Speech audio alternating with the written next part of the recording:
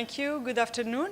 So, as it was mentioned before, the ITU did this exercise with in Region 1 with the African countries and also the Arab countries, which has the purpose to help them planify more digital television channels in the frequency band 470 to 694 megahertz instead of to enable them releasing the 708 megahertz frequency band. So, as Philip also mentioned, this was not done with Region 2 and until almost 1 year before that. So it was decided that the same exercise and same assistance will be provided by the ITU to the Central American and Caribbean countries. So, and the purpose is to secure the operation of broadcasting station and benefit from digital dividend. So the decision, the countries that are considered are, as I mentioned, Central America and the Caribbean countries. So you can see the name of the countries here that are concerned. And the limitation geographically is for the parallels 122 to 50 west and meridians 038 north. The number of administrations that are part of this planning frequency coordination meeting for the VHF and the UHF frequency bands are 30 administrations, and for the geographical areas, 41 countries. So this regional frequency coordination meeting on the use of the VHF and the UHF band is intended to facilitate the processes of transition from analog to digital television and allocation of the digital dividend. So the purpose is not really to help countries establish a roadmap or something in that direction, but more to help them ensure having enough frequency channels in the frequency band for 698 megahertz in order to have the necessary coverage for television and at the same time be able to release the 700. And of course, it's not intended to conclude any formal agreement, which means that the purpose is not to have a Geneva 06 agreement for Americas, but just to have a multilateral coordination meetings. So the meeting focuses on ensuring the compatibility of the national frequency plans in support of terrestrial television broadcasting and mobile broadband, taking into account all the existing analog television and also any emission broadband, mobile transmissions, or any other primary services in the UHF band, current and future plans, if any, for digital television and mobile broadband, and also the need, where applicable, for simulcast digital and analog transmissions. All the standards adopted for the simulcast, and I can assure you that coming from Region 1, where we had only DVB-T and DVB-T2, and for that region we had to struggle with the 4 standards. So the Central America and Caribbean, they use the 4 standards. And also the timelines and activities for frequency assignments and the planning. So the Radiocommunication Bureau proposed some actions to provide support to the meeting, and in this matter, basically concerning the compatibility analysis, the BR provided the software which was used for the Geneva 06 planning, but of course adopted to Region 2, including the standards, the 6 megahertz and 8 megahertz rasters, and other criteria that were different. So the software was really adopted to be able to respond to the figures in the Region 2. And also provided training on the software, which is obvious, and assist in the submission of the requirements from the countries. And at the end, the assistance in the assessment of the results for the compatibility analysis. So the proposed process, in practice, we have an iteration every week. An iteration is the compatibility analysis that include the requirements for all the 30 administration or 41 countries, and also including the operating stations if they are recorded in the master registers, of course.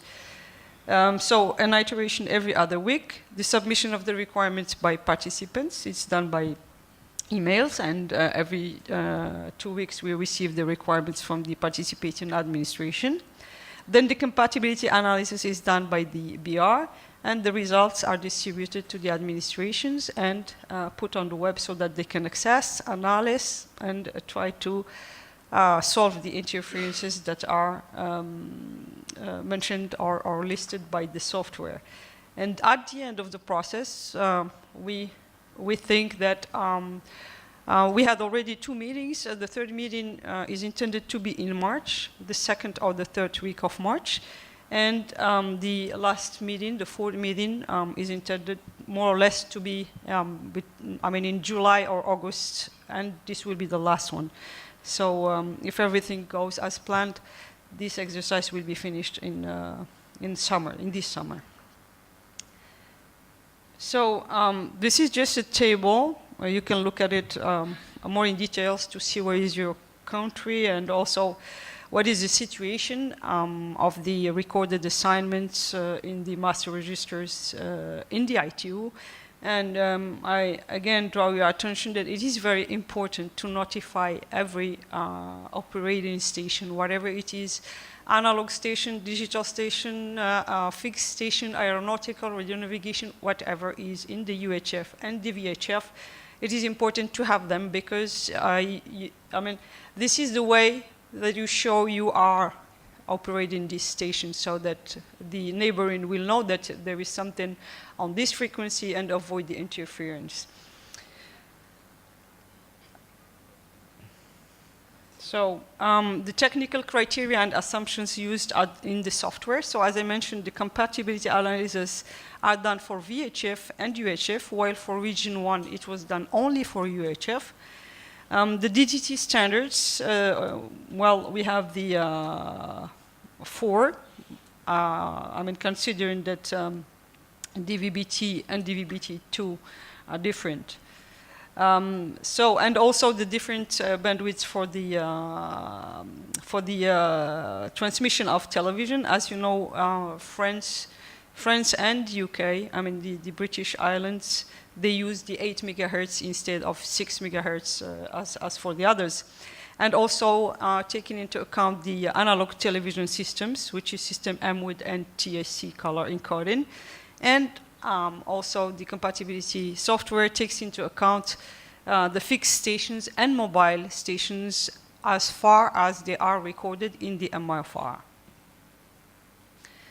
The Guatemala meeting was the second meeting, and it was in last August, as I mentioned. The iterations it was confirmed to continue the process with the iterations every 2 weeks.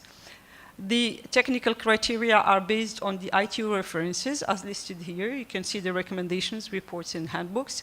But also the BR prepared the technical criteria that were submitted to the study group 6A. And it was approved, and not only that, but the study group thought that it was an important document, so they will try to make it as a recommendation or report. So this includes all the criteria, technical criteria used for the compatibility analysis for Central America and Caribbean. Technical criteria, of course, that consider the minimum field strength and other technical measures. So how did we start the process? Well, in the MIFR, luckily we had some analog assignments, and for some countries even some digital assignments. So we decided to start with 4 layers in UHF and leave it to the administration to decide if they want to submit more or less. And I am talking here for the very first requirements that we generated in order to train the administrations on the software, etc. And we decided also to have 2 layers for VHF, as many administrations want to use the VHF for digital radio. So two seemed fair. So we had some administration that had nothing, no assignments in the MIFR, and in this case we just created stations according to the geographical coordinates of big cities and capitals. And for the others that had assignments, but not, analog or digital, so we created requirements until we reached number 4. So this is just to show you the first meeting that took place in Managua, and it was in March 2017. And then the second meeting in Guatemala, August 2017, and as I mentioned, the third meeting intended to be in March, and the fourth meeting somewhere again, July or August. The Central American and Caribbean agreed concerning the coordination process. Again, the iteration it was confirmed every other Monday. The compatibility software and also the display software to take into account the 6 and 8 megahertz for the DTA requirements, to take into consideration the analog and digital recorded, and the other criteria, as I mentioned, the standards and the criteria that are now, it was temporary until it was approved by the 6A study groups, but now we can say that it was confirmed by all the stakeholders. So the conclusions of the first and second meetings, it was confirmed the importance to achieve successful coordination or agreements with the neighboring administrations. Also to take benefit from the previous experiences in the matter of support from the BR to the I2R study groups and I2R study groups to the other regions like the African countries and Arab countries, and also we are working with the Caspian Sea administrations, and we are in discussion with the Caucasian region also, so we may have some other groups for multilateral frequency coordination meetings. So also the need to harmonize to the utmost possible the use of the 700 megahertz by the mobile, so in this framework.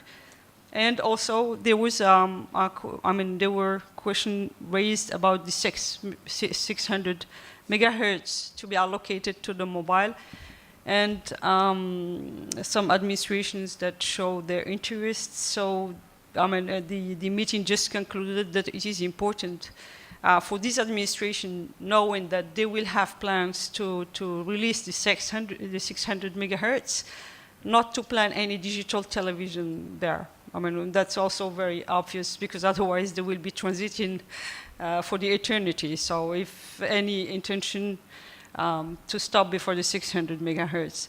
And for that, to be sure about the information, so we had the idea to prepare and launch an online questionnaire. We invited all administrations to reply. So we had a rather good or a fair number of administrations replying, and we're still expecting the others to reply. And also concerning the 6 megahertz for the mobile, not only to avoid to assign for digital television, but also to start discussing with neighbors, and in order to avoid the last discussions and rushing in the corridors at the WRC meetings when administration decides, add the WRC to be added in the footnote, and then the neighbors do not accept. So it's good to start this at an early stage. The statistics of the UHF iterations, which means the numbers that you see here are the percentage of the assignable channels, which mean when we say assignable channel means digital frequency channel with no interference received or caused. So you can see that we have some administration with fair number, and the others are still a lot of work needs to be done. So we are now, I think, in iteration 23 or 24, And still we are trying to motivate administration to have, to participate more and to solve the interference situations. This is the number of the submitted generated requirements. You can see in red, it means the last submission. So you can see that our problem with that region is really the participation is not very high. So if I can ask you to participate more or to forward the message to the persons from your country that are dealing with this. I think that it is a very important process, and the participation is key. If an administration is not participating, I mean, the frequency channels will be taken by the others, and then it will be more difficult. I mean, this is a platform that is offered to have all the countries involved around the table. So I think that administration need to understand and to take this opportunity. So I tried to summarize the replies of the questionnaire. So as I said, we have a fair number of replies, 23. And you can see here the numbers, for example, who is using the digital television only in the VHF or the UHF, and who is not, who is intending to use the digital broadcasting, and also who will use the 600, 700, and 800 for the IMT or not. So you can see the numbers here and have an idea. So you can see that it's rather, this region is really very different from the others, where the others, I mean, the region 1 is more harmonized. And this region, you can see that administrations have different point of view and different directions. So I think, and I hope that this, the answers of the questionnaire can give you an idea about your situation, but very importantly on the neighboring situation, because this is, I mean, radio waves, there is no border, there is, you cannot build a wall. So, I mean, you depend on your neighbors and your neighbors depend on you. So, at least to know what's happening next door.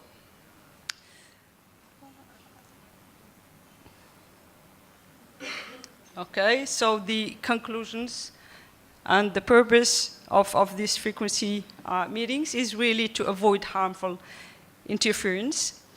And it is, for that, it is very important to coordinate the frequency to be brought into use. So, I mean, that you will bring into use by discussing mutual, actual, and future national plans. That's what we do also in this exercise. And also by effective and harmonized use of the spectrum. So these are the ways to to avoid harmful interference for your stations and the neighbors, and by this way, not only, I mean, to sustain the investment that are done. I mean,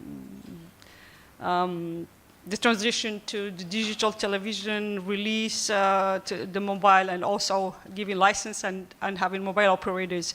This is all a lot of money, and I think that it is very important to do whatever is possible to keep this investment, I mean, safe by avoiding any harmful interference that can jeopardize any business in this matter. I thank you very much for your attention.